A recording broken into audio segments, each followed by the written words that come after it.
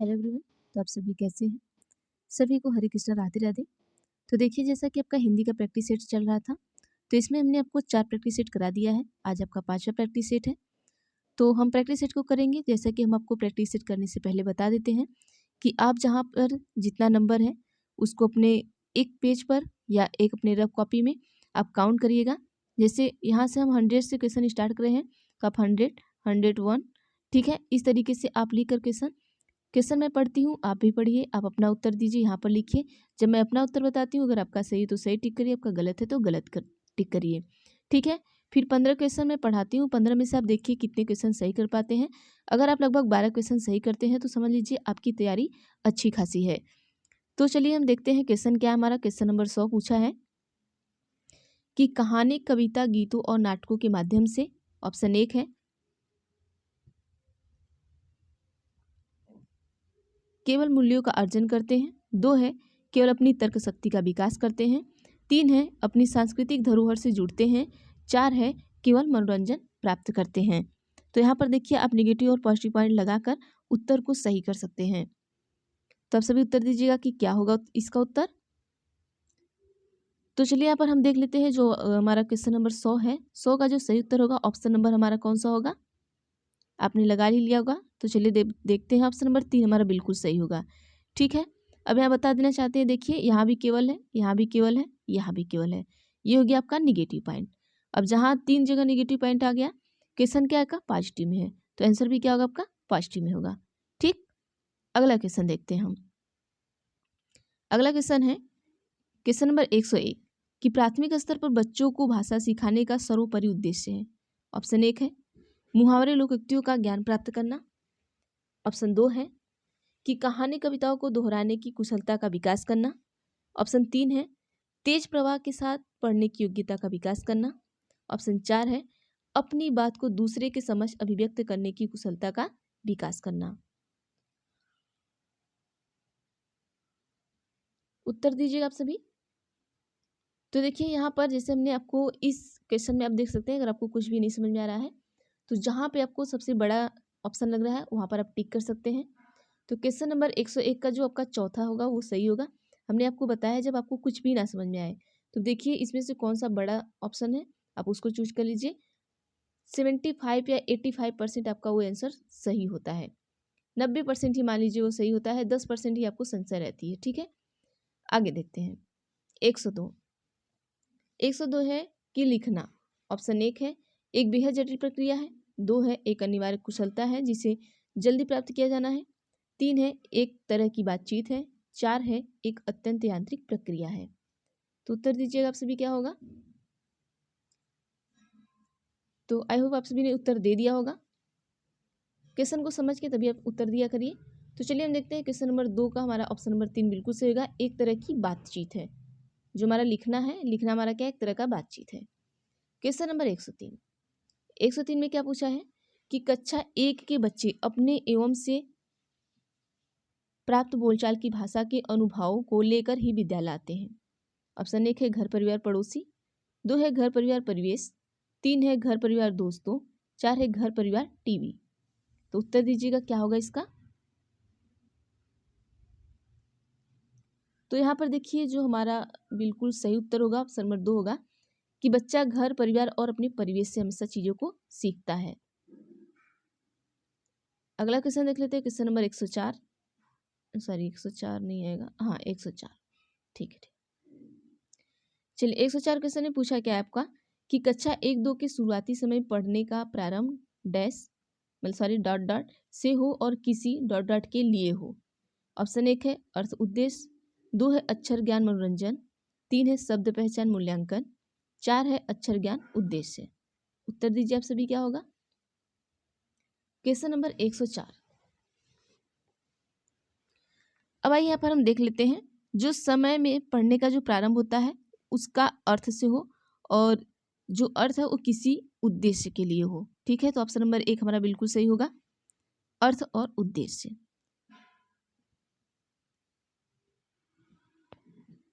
Question number 105 है कि इनमें से कौन सा प्राथमिक स्तर पर हिंदी भाषा का उद्देश्य नहीं है। देखिए क्वेश्चन निगेटिव है, आंसर भी हमारा क्या होगा, निगेटिव ही होगा, ठीक है, आप इसका ध्यान रखिएगा। क्वेश्चन अगर निगेटिव है, आंसर भी निगेटिव होगा। अब हम ऑप्शन पढ़ते हैं। ऑप्शन 1 है संदर्भ के अनुसार लगाकर पढ़ने का प्रयास करना।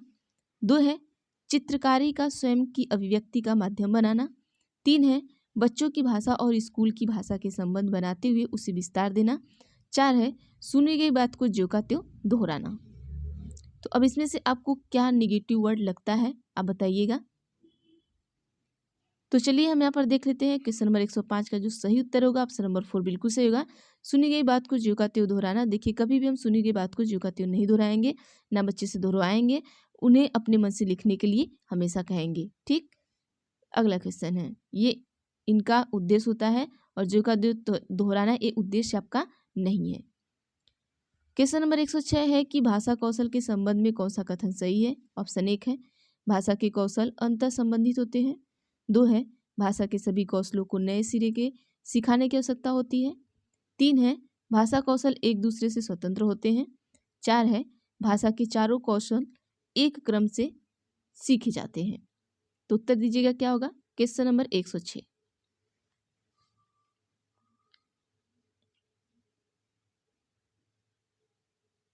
तो यहाँ पर देख लेते हैं जो हमारा क्वेश्चन नंबर 106 है उसका जो सही उत्तर आपका है ऑप्शन नंबर 1 बिल्कुल सही हो जाएगा। भाषा के जो कौशल होते हैं वो अंतर संबंधित होते हैं या एक दूसरे से क्या होते हैं, संबंधित होते हैं हमेशा। 107 देख लेते हैं हम। 107 में पूछा है कि भाषा डॉट डॉट और डॉट डॉट का उत्तम साधन है। ऑप्शन 1 है सुनने बोलने सोचने। ऑप्शन 2 है पढ़ने लिखने संप्रेषण। ऑप्शन 3 है सोचने महसूस करने चीज़ों से जुड़ने। ऑप्शन 4 है पढ़ने लिखने समझने। तो सही उत्तर दीजिएगा क्या होगा।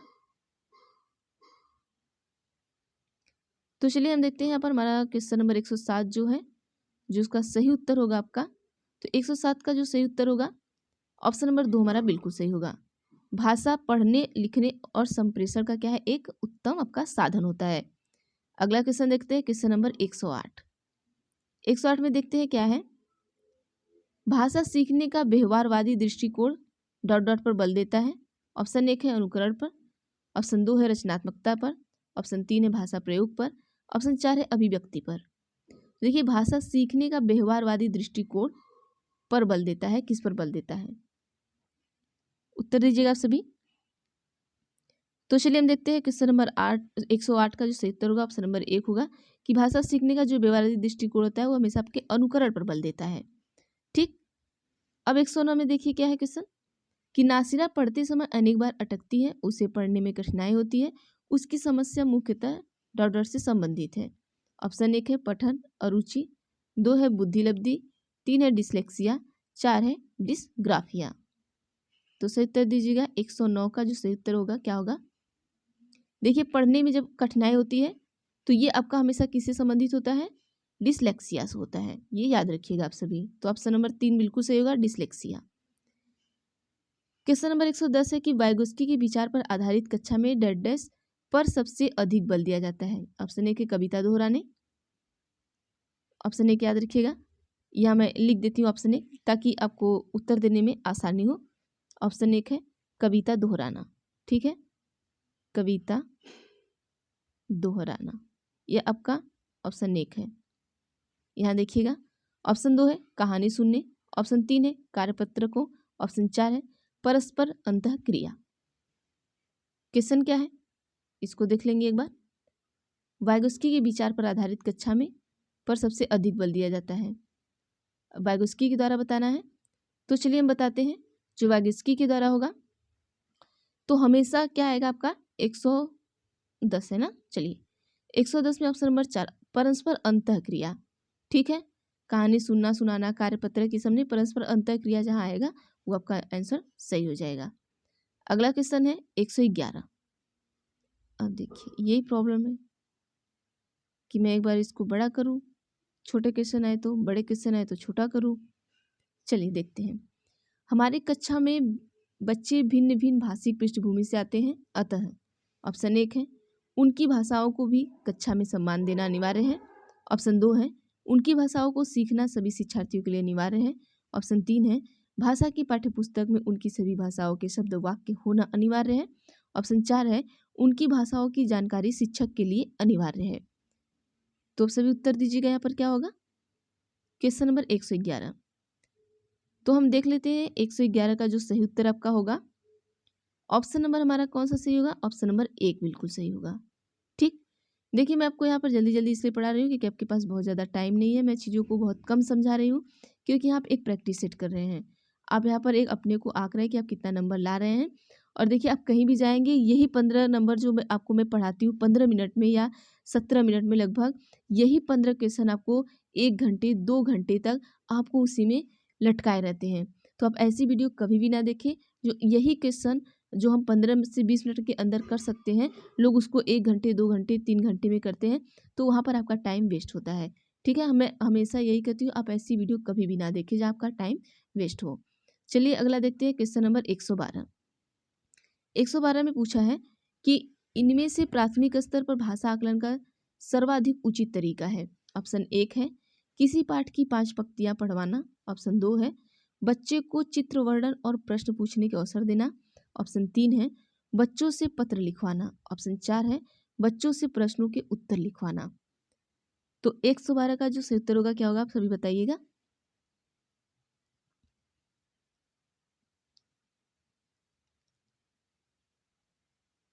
तो चलिए हम बता देते हैं। यहाँ पर देखिए आपका इसमें एक पॉजिटिव वर्ड आपको दिख रहा होगा, क्वेश्चन पॉजिटिव है, आंसर भी पॉजिटिव होगा। पॉजिटिव वर्ड हमारा क्या होता है, अवसर देना।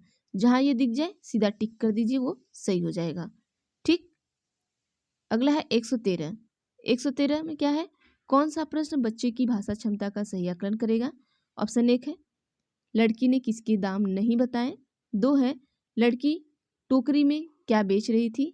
3 है यदि तुम आम बेचोगे तो उसके कितने दाम लोगे और क्यों। ऑप्शन 4 है आजकल आम का दाम कितना है। तो आपके भाषा क्षमता का सही आकलन करना है, तो उत्तर दीजिएगा आप सभी क्या होगा। क्वेश्चन नंबर 113 देखिए यहाँ पर हमारा जो उत्तर होगा ऑप्शन नंबर 3 बिल्कुल सही होगा। यदि तुम आम बेचोगे तो उसके कितने दाम लोगे और क्यों लोगे। तो ये भाषा की क्षमता का सही आकलन करना आपका है। बच्चा इस तरीके से चीज़ों को बताएगा आपको, ठीक है, तो हम उनकी भाषा का आकलन कर सकते हैं। Question number 114। 114 में पूछा है कि प्राथमिक स्तर पर बच्चों के लिए बाल साहित्य के चयन का मुख्य आधार क्या होना चाहिए। ऑप्शन 1 है छोटी रचनाएं। 2 है रोचक विषय वस्तु। 3 है रंगीन चित्र। 4 है सरल जानकारी। तो यहाँ पर आप उस हिसाब से बताइएगा कि बच्चे को जो सबसे ज़्यादा पसंद हो। प्राथमिक स्तर पर बच्चों के लिए बाल साहित्य के चयन का मुख्य आधार क्या होना चाहिए, ये बताना आपको। तो बच्चे का हमें जो बाल साहित्य है उसे हमें क्या करना चाहिए, बहुत रोचक विषय वस्तु बनाना चाहिए ताकि बच्चे को पढ़ने मजा आए। देखिए बच्चों की छोटी छोटी पुस्तकें आती हैं, तो उसमें इस तरीके से कविता कहानी लिखी रहती है कि बच्चे उसे हमेशा गुनगुनाते रहते हैं और उसी पे वो क्या होते हैं कि इनका चयन हमें भी ऐसे ही करना चाहिए ताकि बच्चे अच्छी तरीके से इनको चीज़ें क्या हो समझ में आए। ठीक है, तो देखिए आज के लिए बस इतना ही, बाकी हम देखते हैं अगली वीडियो में। तो अगली वीडियो में जब अगली वीडियो आएगी तो हम देखते हैं उसमें क्या करना है। इसके बाद छठवां आपका चलेगा। और हाँ, अगर आप हमें कमेंट करते हैं तो मैं ईवीएस का भी लगातार कराऊंगी, सीडीपी कराऊंगी। ठीक है, तो अगर आप हमें कमेंट करेंगे और सब्जेक्ट से संबंधित आपको इस तरह के वीडियोस चाहिए तो आप प्लीज़ कमेंट करिएगा, मैं कराऊंगी आपको।